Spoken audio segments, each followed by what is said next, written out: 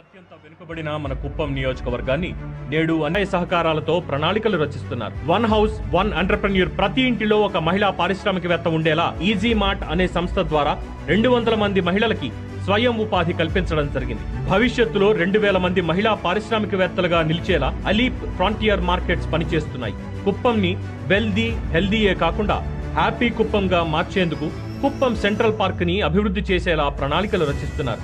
ఇక కుప్పం పట్టణాన్ని మరింత సుందరంగా తీర్చిదిద్దేందుకు అందమైన పూల మొక్కలను పెంచారు. మానసిక ఆరోగ్యంతో పాటు శారీరక ఆరోగ్యం ఎంతో అవసరం గనుక దాదాపు 22 కోట్లతో ఎన్టీఆర్ స్పోర్ట్స్ కాంప్లెక్స్ ని నిర్మించేందుకు పనులు ప్రారంభించారు. ఈ విధంగా ప్రజల యొక్క సహాయ సహకారాలతో మన ప్రభుత్వం ఏర్పడిన 1 సంవత్సర కాలంలోనే 1293 కోట్ల రూపాయల విలువైన పనులు మంజూరు చేయడం జరిగింది. మరియు 125 కోట్ల విలువైన పనులు ఇప్పటికే పూర్తయ్యాయి. మరియు దాదాపు 1167 కోట్ల రూపాయల పనులు జరగనున్నాయి. సర్వతోముఖాభివృద్ధితో అభివృద్ధి జరుగుతూ అభివృద్ధిలో అగ్రపథాన దూసుకుపోతూ కుప్పాన్ని దేశంలోనే మోడల్ నియోజకవర్గంగా తయారు చేసి తద్వారా తన మార్క్ చూపించడానికి ప్రయత్నం చేస్తున్నారు మన గౌరవ ముఖ్యమంత్రి మాన్యశ్రీ నారా చంద్రబాబు నాయుడు గారు.